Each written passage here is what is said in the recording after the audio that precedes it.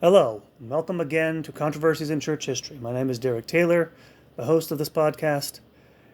This week, our latest episode is the Traditionalist Movement, Episode 4, Divisions, 1976 to 1988.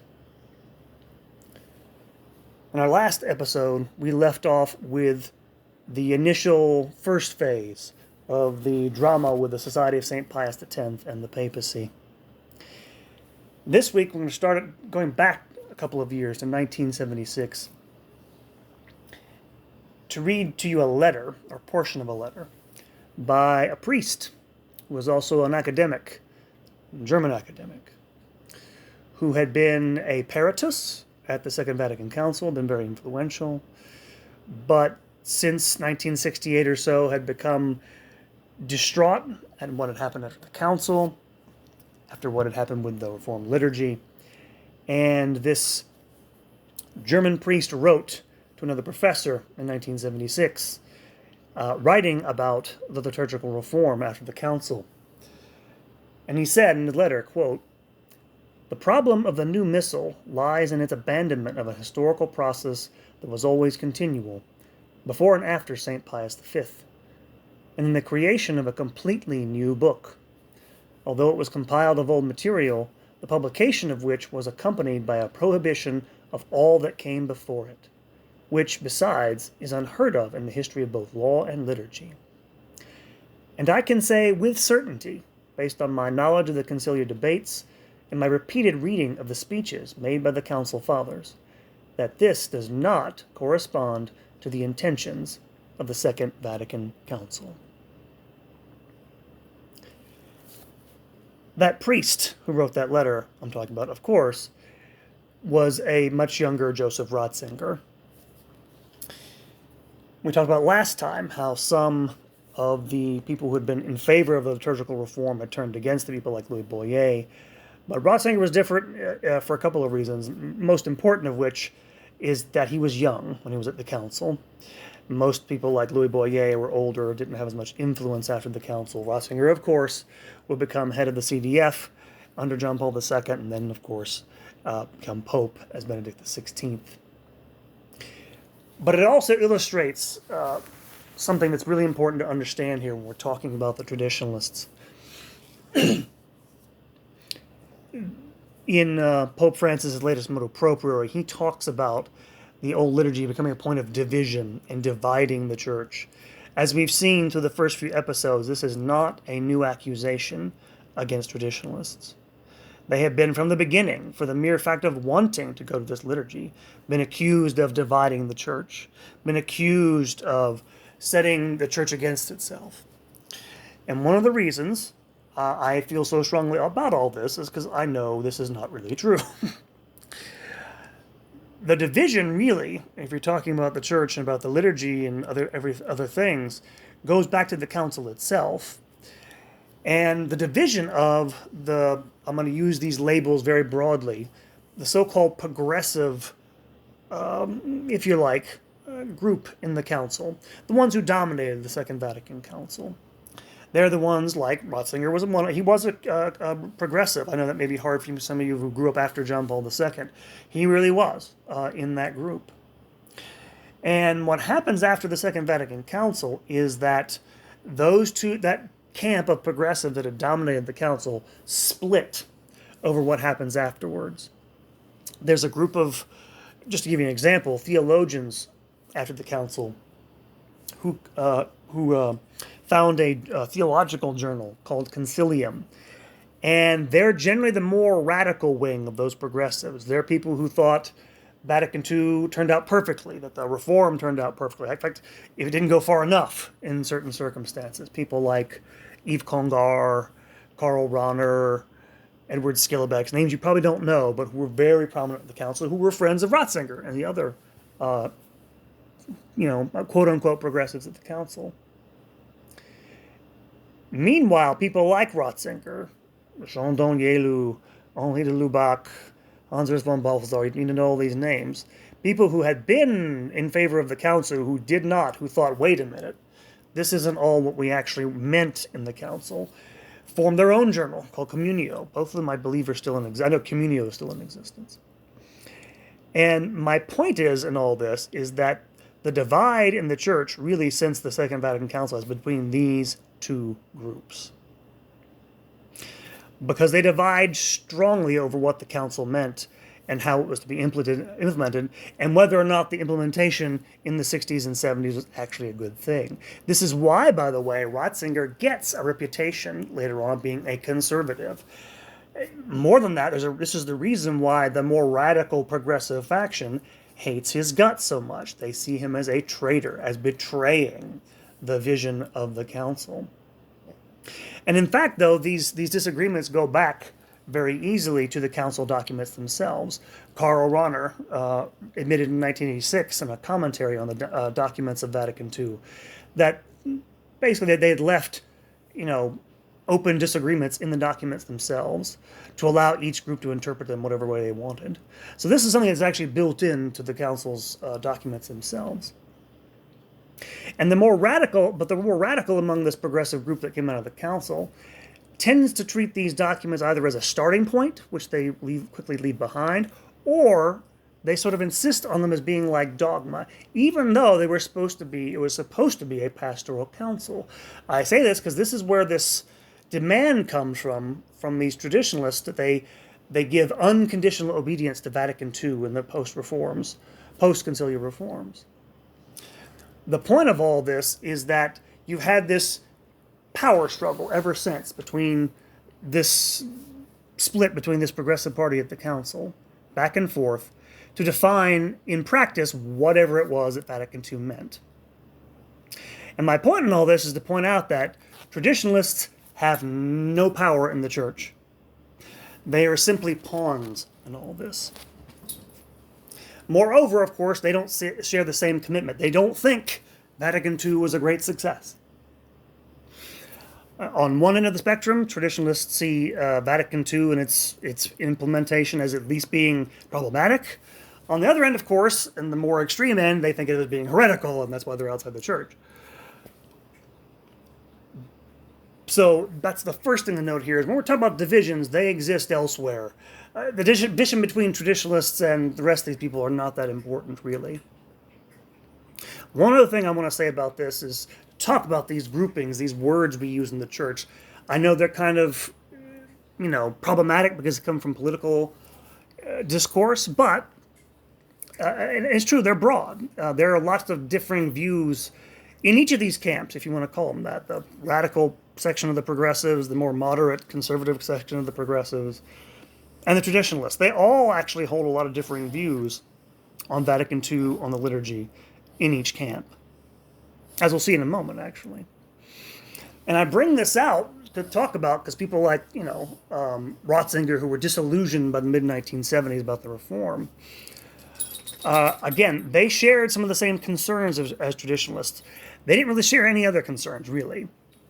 Most of them thought about Vatican II as being a success, but and only the application of it and the actual reform of the liturgy they had problems with. And then, of course, today, this covers what we call, conservatives, so-called. And this is a big point of emphasis, though, between those two groups, conservatives, quote-unquote, and traditionalists, is that conservatives tend to believe in, dogmas about, the moral teachings of the church being irreformable. They tend to see the liturgy as much more up for grabs. Traditionalists don't. Traditionalists tend to see a much tighter correlation between defined, doctrinally formulated dogmas and the symbolic expression of the faith in the liturgy. So these have been a traditional distinction. What made Ratzinger so different is that his appreciation for the liturgy was formed by a sense of the organic continuity of the liturgy over the centuries. And so this is what gives him, this is why, as you see going forward, even though he doesn't really agree with them about a whole lot else, in this he has a lot of sympathy with them, just to explain why that's so important going forward. And one other thing, just a couple of other notes. One thing to note here, too, is when I say conservative Catholicism, this is mostly something that refers to the Anglophone world, to the United States, and to a lesser extent the United Kingdom.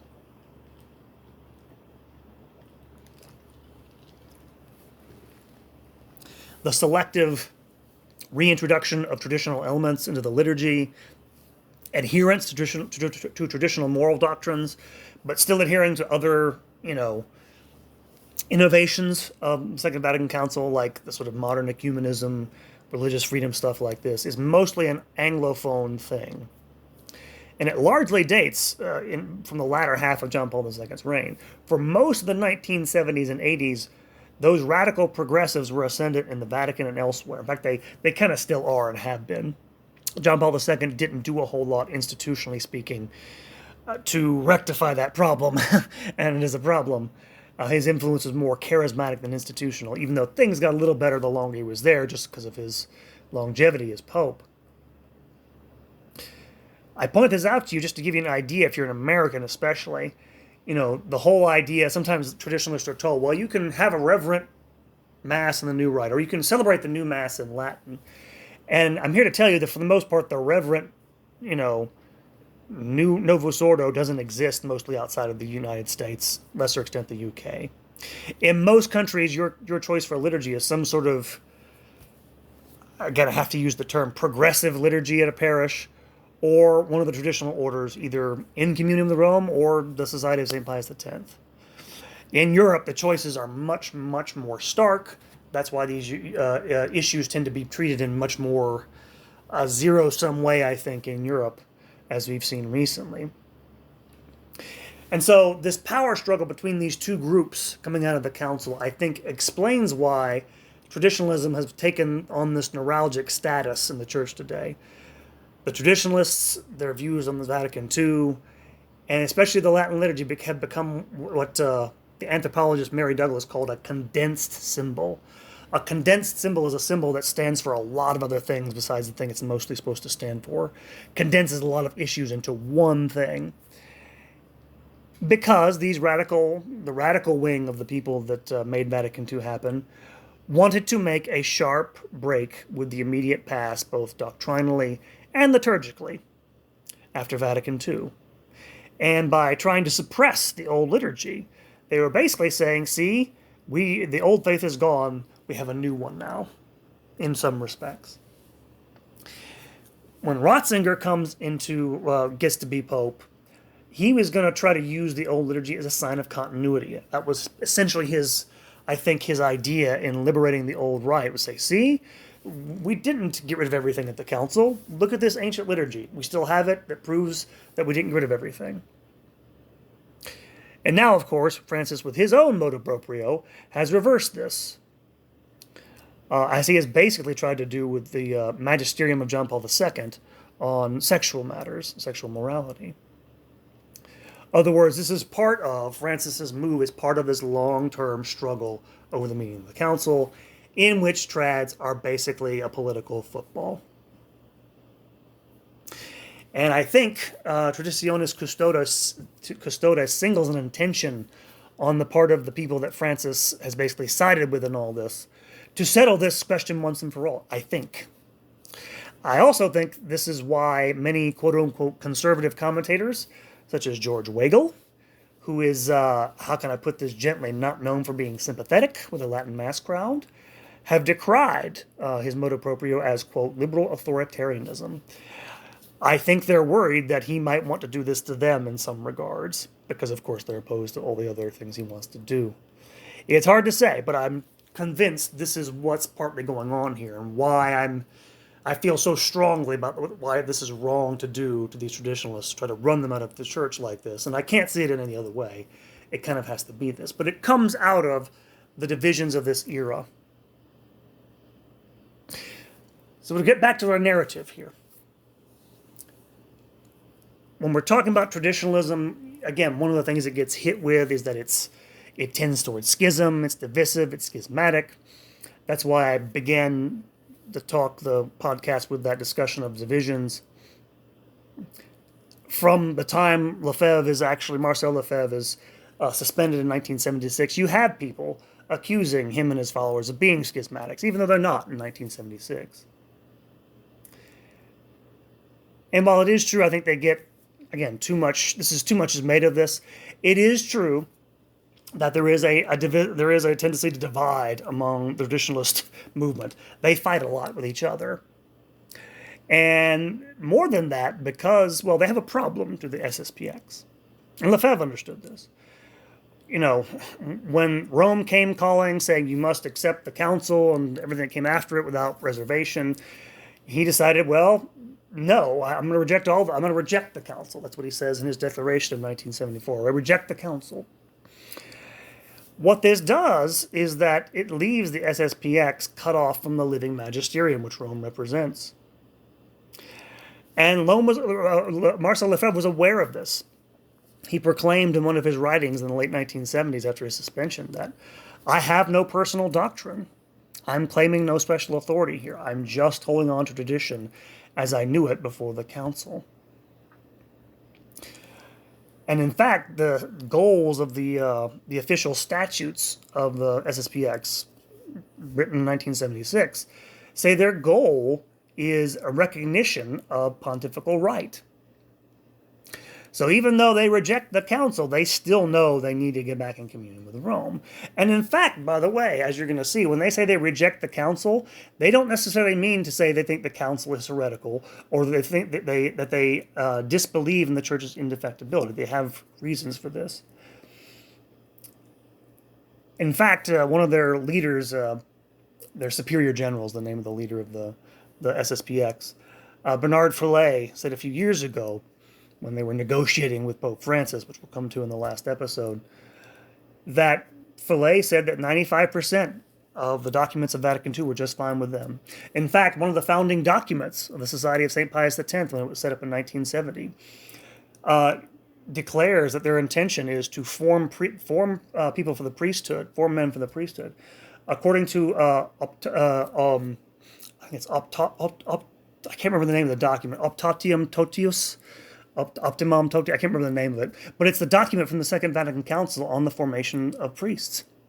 It's actually in their founding document. But because they reject certain parts of, again, the Declaration on Religious Liberty as being incompatible with the previous magisterium, they recognize they can't really decide for themselves what Vatican II means. They're still dependent on Rome for that. So they're in a very precarious position. Like I said, I think they kind of realize this. Certainly Lefebvre and the more thoughtful among them. And in fact, to thread this needle, they come up with a justification over time for their disobedience, which goes something like this. The idea is that Rome, even though the Pope is still a legitimate Pope, is occupied by liberals, by modernists, and he is either unable or unwilling to thwart them.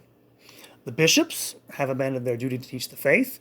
Therefore, a state of emergency exists in the church, which justifies them establishing chapels and seminaries and schools and the like to preserve the faith.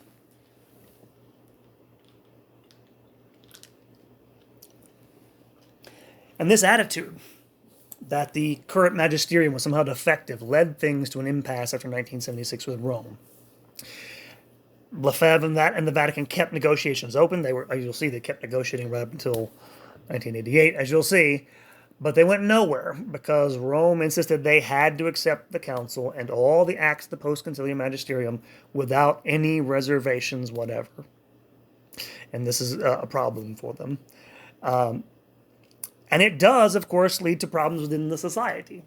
Because as you can kind of hear in my description of what their position they're holding is, that's kind of that's a real tightrope to walk.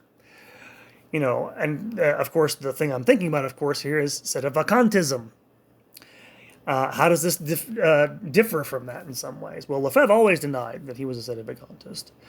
He thought that popes were signing off on modernist policies, but he didn't think any of them were actually heretics themselves. Which, as you're going to see, has some plausibility because popes are not necessarily all-powerful, whatever they may seem to you. They're in some ways restrained by the people that, work for them, as we'll see. But, reason why I brought up this topic at all is because after his suspension in 1976, this idea begins popping up within the society. Lefebvre had to dismiss a theologian from his seminary, a guy named Michel Louis Gérard de Laurier, a French Dominican, who had been with him since 1970. Man of good reputation, actually. Because by 1977, he was teaching that Paul VI was only materially but not formally the Pope. That is to say, he had possession of the office, but he was not formally the Pope. And so he had to kick him out. Moreover, this idea broke out into a schism with actual members of the Society of St. Pius X, if you can imagine. A dispute broke out with 5 priests from the state of New York, all Americans, 1970, end of the 1970s, because these priests objected to the reception into the society of priests who had been ordained in the new missal of 1970. Lefebvre was okay with this, the priests were not. And in fact, Lefebvre had initially, when he founded ICOM, been kind of wary about the validity of the new rite, but eventually accepted it. And led him to expel these 4 priests. And then 5 other priests went with them in solidarity. And they went on to form their own priestly society called the Society of St. Pius V. A group that denies that there has been a true pope since the council, and that the council is also heretical. And in fact, these 9 priests thought of Lefebvre as being a sellout by even negotiating with Rome, because they thought of them that, they thought John Paul II at this point, John Paul II, was a heretic. The group actually took Lefebvre to court over the property, because they had started these chapels in upstate New York when they left. So, bitter dispute here, which one of them, a priest named Anthony Cicada, pointed out correctly that Lefebvre actually lacked the canonical authority to expel them. And this is a real problem. Again, other than adherence to pre-Vatican II tradition and his own ordination, he is a bishop. The SSPX has real bishops they can consecrate and everything. They don't have any canonical standing. So it's a problem, obviously. And then finally, we're on here the years between 1976 and 1984, there's one other division opening up. This time in the Diocese of Campos. If you remember Campos, where the bishop, the friend of Marcel Lefebvre, Bishop Antonio Castro de Meyer, been the bishop since the late 40s, is forced into retirement in 1981, and a new bishop comes in and immediately demands that all the priests in his diocese celebrate the new liturgy and forbid celebration of the old.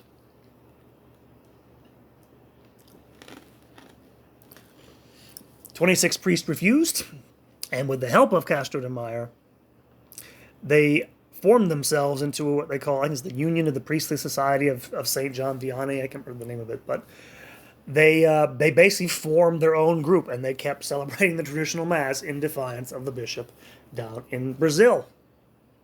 So you have all these situations beginning to blow up and begin in the 1980s. As well as a new pope. John Paul II comes in 1978. And of course, he's a breath of fresh air in many ways. He's not well beloved by traditionalists. This is one of the reasons why I think people of my age, especially, who were, again, I'm using the term for lack of a better one, conservative Catholics. They grew up with John Paul II. They love him intensely. And they never liked the fact that traditionalists were always wary of him for reasons that will become apparent in a minute. Partly because he was not interested in liturgy at all. He didn't really care for the most part. He's definitely a man of the council. When he becomes pope in 1978, he meets with Marcel Lefebvre. It's the only meeting they ever have, if I'm not mistaken, where he seems open to some of his concerns. But he will leave this partly to other officials in the Vatican. This is going to be a problem going forward because, again, as I mentioned before, there aren't many allies for Lefebvre in the Vatican and a lot of people who hate his guts. But also, as John Paul II is a man of the council. He, again, when he was first elected, traditionalists didn't know what to think of him. Somebody was going to be great. Others were like, I don't know about this. And when he goes to France in 1980, he visits France with John Paul II, he repeats something that was first, I think, voiced by Paul VI in 1976 during the Lefebvre first round of the Lefebvre controversy. Something that's been repeated ever since, which I think is totally false. He basically says that there are two threats in the church today to the council. The progressives are going too far, and the integrists, he means the traditionalists, who reject the whole thing. And it's really not a fair comparison, mainly because when we're talking about progressives, again, I go back to the issue of Hans Kohn, the guy who actually rejects the teaching about papal infallibility taught in the Second Vatican Council, who is basically never touched except for taking his license to teach Catholic theology away, versus the traditionalists who tend to get, again, they lack allies in the hierarchy, so they get the brunt of this. I don't think it's fair to equate them. Again, yes, I know some of them have problems with the council, but otherwise, there's nobody in the traditionalist camp doing things that are otherwise openly heretical. And I don't think you can put them on the same plane, as much of a problem as they can be sometimes.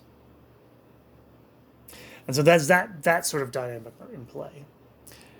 On the liturgy, again, they don't know what to expect of him early on. In fact, in 1980, John Paul II will issue a document trying to get bishops to curtail liturgical abuses. Does nothing, unfortunately. And the same year, he also, I guess the CDF or some Vatican congregation issues a directive forbidding all of girls from serving at the altar. Otherwise, he forbids altar girls, which, of course, later on in the 1990s, he will actually reverse himself on. So he's a mixed bag for these traditionalists in a lot of ways, or worse. What really changes in the Vatican, of course, in the 1980s, is the new prefect for the Congregation of the Doctrine of the Faith, who comes in 1982, the aforementioned Joseph Ratzinger. By 1979, he was already voicing publicly doubts about how the council had been implemented. We've already read you the stuff about his concerns about the liturgy. Still, and then by the early 80s, he was still pretty negative about traditionalists. He wrote in a public speech in 1979, quote, "We are witnesses today of a new integralism that may seem to support what is strictly Catholic, but in reality corrupts it to the core. It produces a passion of suspicions, the animosity of which is far from the spirit of the gospel. There is an obsession with a letter that regards the liturgy of the church as invalid, and thus puts itself outside the church," unquote. And in that same speech, he talks about having, hope for the future for new ecclesial movements, whom he hopes will, and this is another quotation, prove that, quote, "the diagnosis that religion is dead," unquote, is false. Again, can't stress to you how much of this debate about traditionalists goes back to Europe, because he's thinking of Europe. The faith's dying there. He's hoping the new ecclesial movements like Focolare and Communion Liberation or whatever will make a dent in this stuff. And he thinks of these traditionalists at this point as being sort of dinosaurs still. He'll change his tune a little bit over time, especially because of the liturgy. But he's a progressive. And I know that sounds weird, but you probably should think of him that way, especially in these terms. But overall, besides him and a couple of other people, there is a persistence of the old guard in the Vatican, which again hates all of this. They hate the old liturgy. They hate the traditionalists. They simply want them gone. And you'll see again that same division coming out of the council reflected in everything that happens basically in this period. To wit, at the same time all this stuff is going on, the Vatican, Lefebvre, Una Voce International is still trying to persuade Rome to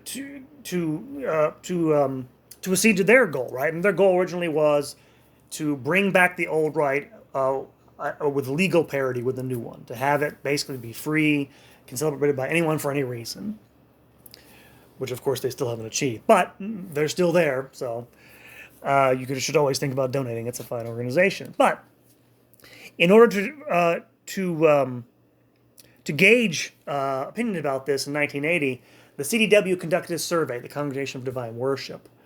James Knox, the sort of enemy in some way, I shouldn't say. Yeah, the opponent. He is an opponent of Una Voce. Issues a survey to the world's bishops, asking them for their opinion on the Latin Mass and attendance at it. And Una Voce was worried that this might be used as a means of finding an excuse to suppress the Latin Mass, or convince John Paul II not to open up the Mass to more people. And in fact, no consultation was made of lay people at all in this regards. Instead, the survey asked bishops to give their estimate of how many people wanted to attend a Latin Mass, either in the new rite or the old one. And the nature of the survey was basically completely secret. Nobody get to see what the wording was or anything like this. It made it very unlikely to reflect the true situation of people on the ground. According to Leo de Roche, who wrote a book on Una Voce, by then many people were attending Eastern Rite churches or finding out illicit Tridentine Mass centers rather than go back to their bishop to ask permission because they knew they wouldn't get it.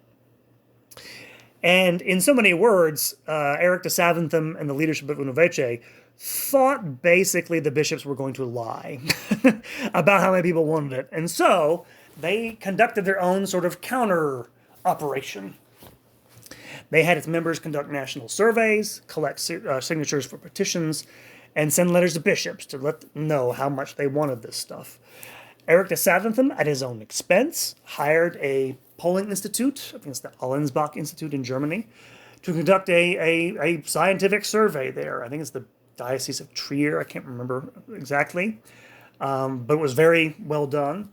And in England, the editor of a Catholic newspaper called The Universe conducted a poll, I'm trying to think about 16,000 respondents, which was so favorable to the Latin Mass, the Old Mass, that the bishops of England took the time to denounce it publicly. One bishop who spoke for the Episcopal Conference there said that, well, stop me if you've heard this, they claimed that this whole poll was divisive, that the real problem with people who wanted the Old Mass was they wouldn't accept the council and, quote, its lawful consequences, unquote. And as a result of doing this poll, the editor of the newspaper was sacked. So much for the people of God and the apostle of the lady, I guess. In any event, de Saventham also went on the offensive and wrote a critique, a serious critique of the Knox survey in a German theological journal, which was read by a lot of people in Rome. So much so that it prompted a reply from the undersecretary, another one of these miserable functionaries at the Congregation for Divine Worship, who castigated him for being disobedient, blah, blah, blah, all this other stuff, for lying, accused him of lying, so harshly that de Saventham almost brought a lawsuit against him in the Roman Rota. That's the Supreme Court of the church's legal system. So it pissed off the right people, in other words.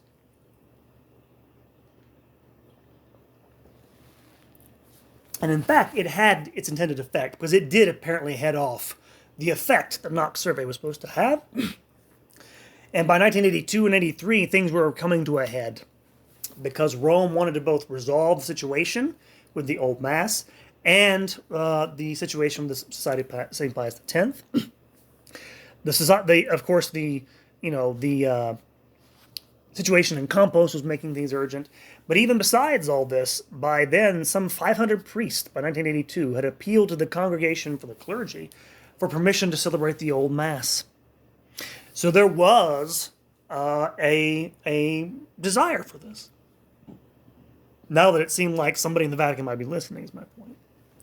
This, along with the interest of Ratzinger in the Lefebvre case at the CDF, brought those more sympathetic into the situation, rather than just the CDW, where there was mostly hostility to this idea. So that brings us to 1984, and the sort of final run here of what happens in this time frame. Because in 1984, they finally, after much pushing and shoving and trying to overcome, again, the Pope trying to overcome his own employees, as it were, his own people who are supposed to be serving him in the CDW, issues an indult called Quatuor ab hinc annos. And this is a brief indult which basically, talking about the survey that was issued earlier, basically invites bishop to make the Latin Mass available to people on a limited basis. Effectively, what it does is it universalizes the old English indult that had been issued back in 1971 for a celebration of the Old Mass only with the bishop's permission, but not in parish churches. And it could only be celebrated for those who asked for it, for example. It had to be the group of people who came to the bishop. Nobody else could come. It was a very, very restrictive document, basically meant to give bishops lots of leeway for shutting it down. Mainly because of opposition in the CDW, but also the bishops' conferences. They all hated this stuff. As I mentioned before, they kind of saw this as, they still do, a lot of them I'm sure, see this as some sort of diminution of their authority. If, for reasons that are at least understandable, even though I don't agree with them, but yeah, it basically made those stipulations, made one other stipulation as well. It said that it must be made clear, publicly clear beyond, I'm quoting here, quote, it may be publicly clear beyond all ambiguity that such priests and their respective faithful, the ones who ask for the old mass, in no way share the positions of those who call into question the legitimacy and doctrinal exactitude of the Roman Missal, promulgated by Pope Paul VI in 1970, obviously a reference to the Society of St. Pius X. And kind of, when you think about it, extreme. They're not talking about calling the new Mass heretical, just any questions at all. You can't even question it. It's very restrictive. It doesn't necessarily please the Una Voce people totally, but it's a win. It's a victory. And it indicates, of course, just how much tension there is between the Pope and the CDW as to what the purpose of the document was. It did, however, on the one hand, bring to Rome's attention the wishes of the laity, many of whom sent letters of thanks to Rome. Petitions were sent in by Una Voce. They got a sense of like, oh, there actually are people out there who want it. Because again, I can't stress this enough, I don't think bishops are always honest about reporting back to people in Rome.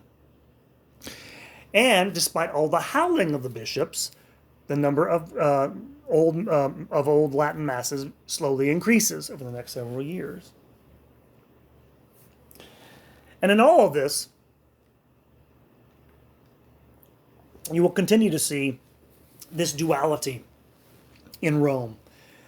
Again, the duality between those who are more open to helping these people, John Paul II, Ratzinger, Cardinal Meyer, he's the head of the CDW. After a while, their old enemies get kind of replaced at the top, and they're still hiding in the weeds there.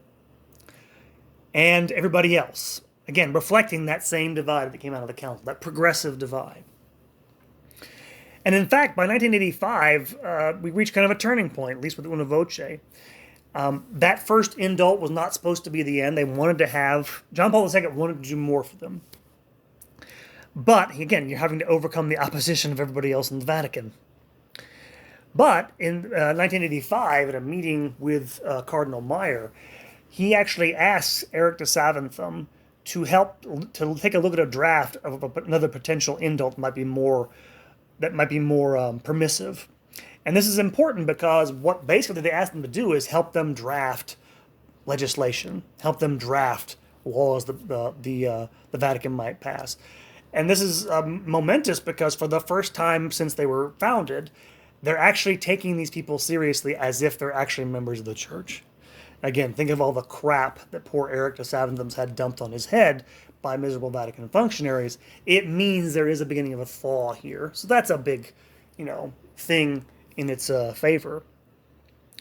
On the other hand, in 1985 and 86, you're gonna have some events that are going to, they're going to make things a little bit interesting and in certain degrees.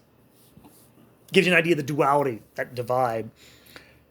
In 1985, John Paul II convenes the Roman Synod in Rome, bishops in Rome, an extraordinary synod, like the one they had in the family when Francis first became Pope. But this time, instead, a final report on the themes and the success of Vatican II. Which clearly, this whole thing, if you read, there's a report they issue at the end of this, which is clearly a celebration. It's kind of a victory dance about how great the Second Vatican Council was. And there's only one brief paragraph on the liturgy in this document to give you a sense of where this is going. I'll read the paragraph. It's not long. It says, Internal Renewal of the Liturgy. This is the document of this synod in 1985. The liturgical renewal is the most visible fruit of the whole conciliar effort. If even there have been some difficulties, it has been received joyfully and fruitfully by the faithful. The active participation so happily increased after the council does not consist only in external activity, like, showing up at Mass, but above all in interior and spiritual participation, in living and fruitful participation in the paschal mystery of Jesus Christ. Again, this is obviously a victory lap by the progressive reformers who were in favor of the reform itself in 1985. So again, you're seeing all this stuff play out in what's going on in Rome.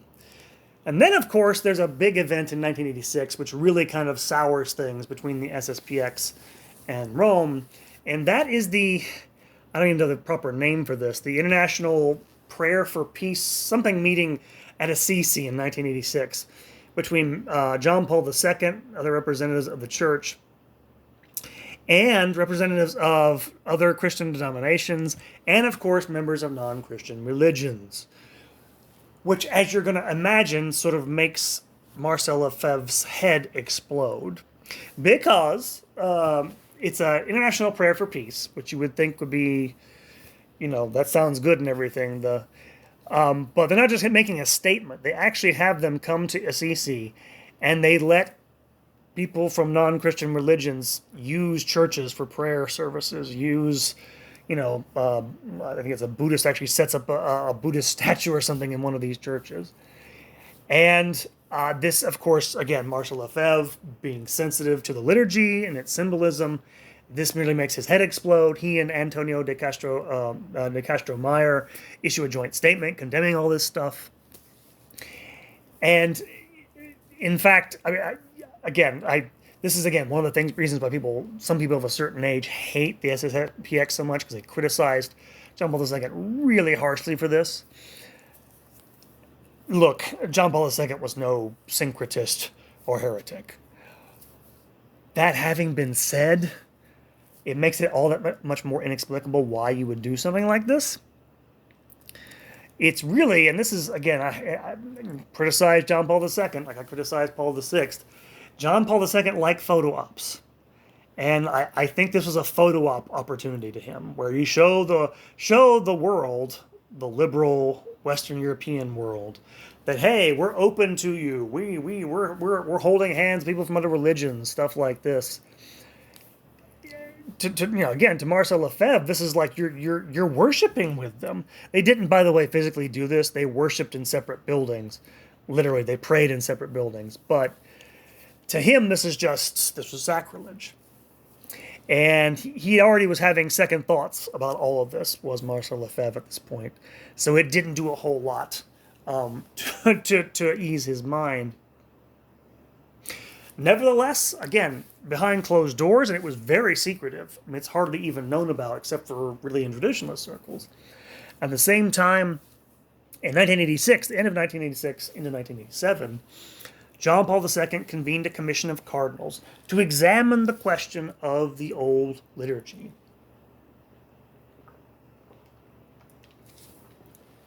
Meaning the legal status of the old liturgy.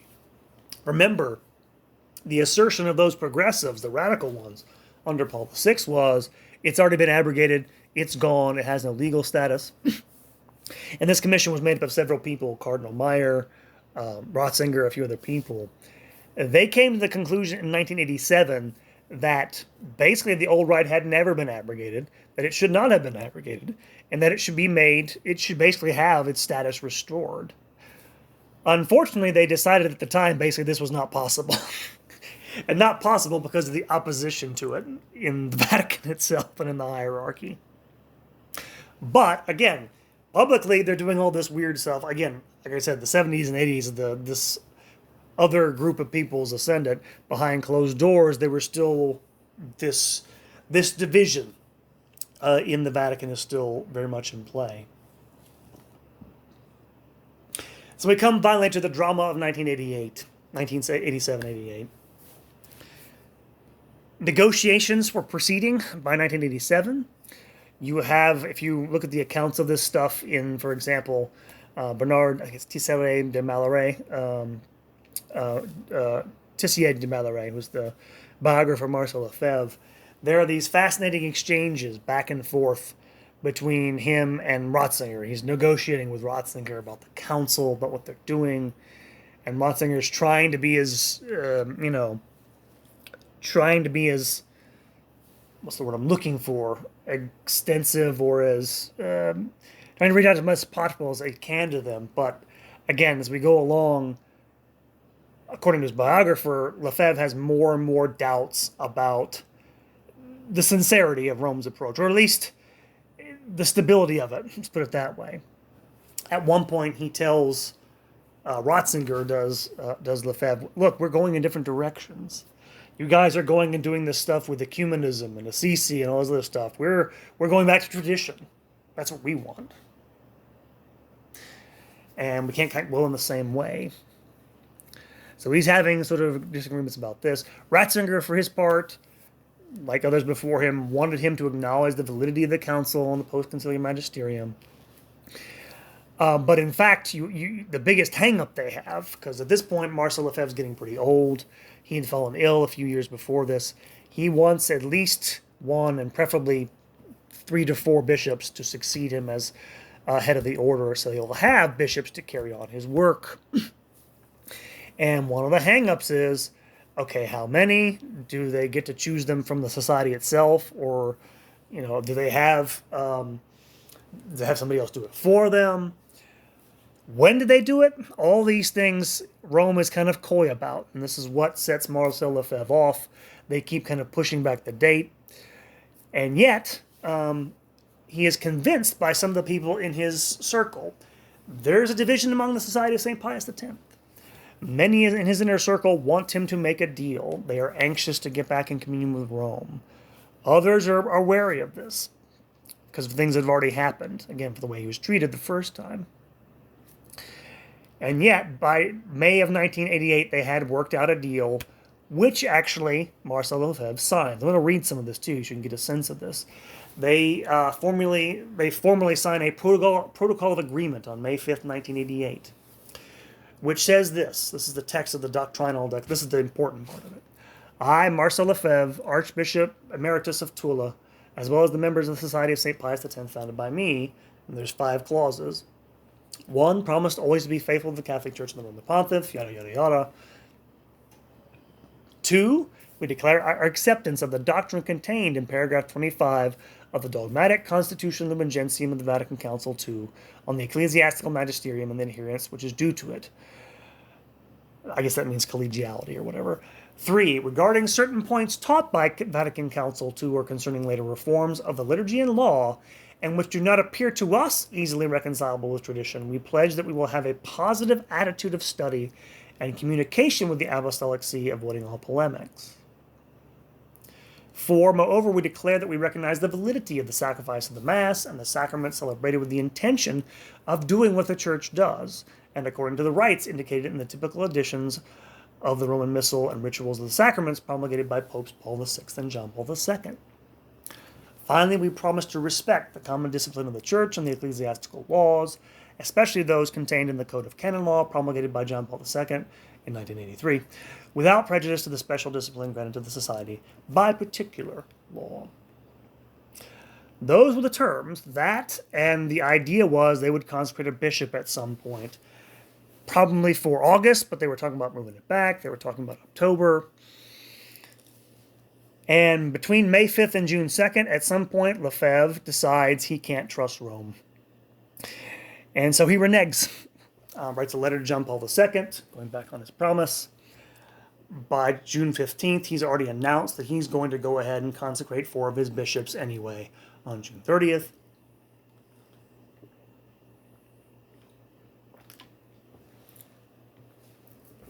The Vatican makes one last attempt to try to dissuade him from this. John Paul II actually sends a car to pick him up from Rome. That he's going to meet with him personally. Marcel Lefebvre, not unreasonably, says, look, I've been trying to get a meeting with you since 1978, and now you want to meet with me at the end. The big thing for Lefebvre, apparently, was he thought Rome wasn't sincere. He thought the only reason they were even offering him anything is because he was threatening to consecrate the bishops. And so he decided to go ahead and do it anyway. And so he consecrates 4 men, bishop, on June 30th. I don't have all their names, but one of them is his actual biographer, Bernard Fillet, Richard Williamson, who will be excommunicated, will be expelled later on from the SSPX for his insane views on the Holocaust, and one other person whose name escapes me. And so on June 30th, they go through with this. 2 days later, he is excommunicated, along with the 4 people. Oh, I should say, he actually consecrates the 4 bishops, along with Antonio de Castro Mayer, who is also excommunicated along with the 4 bishops. And so, with that, the Vatican issues the same day, July 2nd, the motu proprio Ecclesia Day ad flicta, in the wake of, and they declare him, by the way, to be in schism and his followers at that point. They issue a document. I won't go through all this. Ecclesia Dei, basically arguing for, basically setting up a commission. The Ecclesia is called the Ecclesia Day Commission later on, which will oversee those members of the Church and Communion of Rome who want to have the Latin Mass. And he offers to set up, which he does within a few days, a community of priests, those who come over. And I think, I don't have the numbers here, I want to say it's about a dozen or so priests, a few monasteries join. And on July 18th in Switzerland, they formed the Fraternal Society of St. Peter, which today is the largest of the 3 institutes or societies who are dedicated to the charism of the Old Roman Rite, as it's contained in the 1962 Missal. And so thus ends the saga of the SSPX. The SSPX to this day argue that his excommunication was not valid. And their argument for this goes that they thought Lefebvre was acting out of necessity. They invoked canon law to that effect. There's a canon law, I think it's 1323, which says that if someone is acting, if they believe they're acting out of a state of necessity, they can't be held responsible, I guess, in a legal sense for their actions.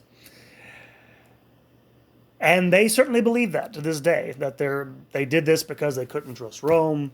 If we go back into communion with them, at some point they'll turn on us. Again, recent events with Pope Francis kind of give some evidence to support that. In any event, from that time onward, basically, he is persona non grata, obviously, with the majority of Catholics. Many already saw him and his followers as schismatics anyway, for merely disobeying the Pope, and now, in Rome's eyes, they of course were. And so we come to the end of this episode, and just to take stock of everything, after about 25 years now of the traditionalist movement, whatever you think of Marcel Lefebvre and his actions in 1988, and again, disobedience is not a virtue, it is pretty fair to say that if without his threat, basically, to do what he did, there would have been no reconciliation with the other traditionalists. I think that threat forced John Paul II to act, even in defiance of the progressives in his own curia, for that sake. And again, I don't think. Look, he should have taken the deal, and he was wrong. Disobey the Pope, but you kind of have to think he knew what he was talking about when he thought he couldn't trust many people in the Vatican. And because they remained, as we kind of know now, very much a threat to those in communion with Rome who do want to keep that Mass. And so one thing is clear from all this is that at that point in 1988, a strong Pope would overcome some, but not all, the objections of those who wanted the old Mass and adherence gone from the Church. The findings of that Cardinals Commission in 1987 made that clear. They couldn't do everything they wanted to do for these people, because they didn't have enough power. As did the limitations of Ecclesia Day. Ecclesia Day sets up a commission in the Vatican to oversee these people, but it's not like a personal prelature. There's no bishop set up for these people. Well, just to give you an example, some wording from this. It specified that this motu proprio, it's a motu proprio, let's put it this way, Ecclesia Day Afflicta is a motu proprio. It's a sort of personal law issued by John Paul II. It's not an apostolic constitution, it's not an encyclical. It has a lower level of standing, legally speaking, in the Church. And it specifies that this motu proprio is concerned with, quote, those Catholic faithful who feel attached to some previous liturgical and disciplinary forms of the Latin tradition, unquote. Likewise, the decree erecting the Fraternal Society of St. Peter says that Fraternal Society of St. Peter merely, quote, conceded the use of the liturgical books in force in 1962, unquote, to the new society. In other words, this is done as a sop to these people, with the idea that, well, they're subjectively attached to these, they have a sentimental attachment to these things. And so we'll give them bone. And we concede the use of these liturgical books to the FSSP. It's not theirs by right. That's what Marcel Lefebvre, that's what Una Voce had been asking for, is we should have this by right.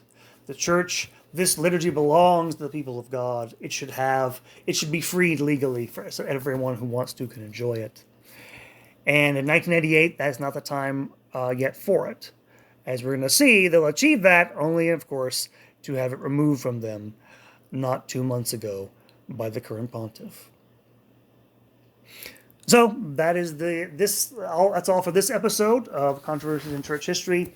Next time should be our final episode. Will take us from 1988 up to the present day, the latter part of the history of the Traditionalist movement, and some reflections on where it has come from, where it might be going, whether or not it has a future in the Catholic Church. Thank you all for listening. God bless you, and may God keep you. In the name of the Father, Son, and Holy Spirit. Amen.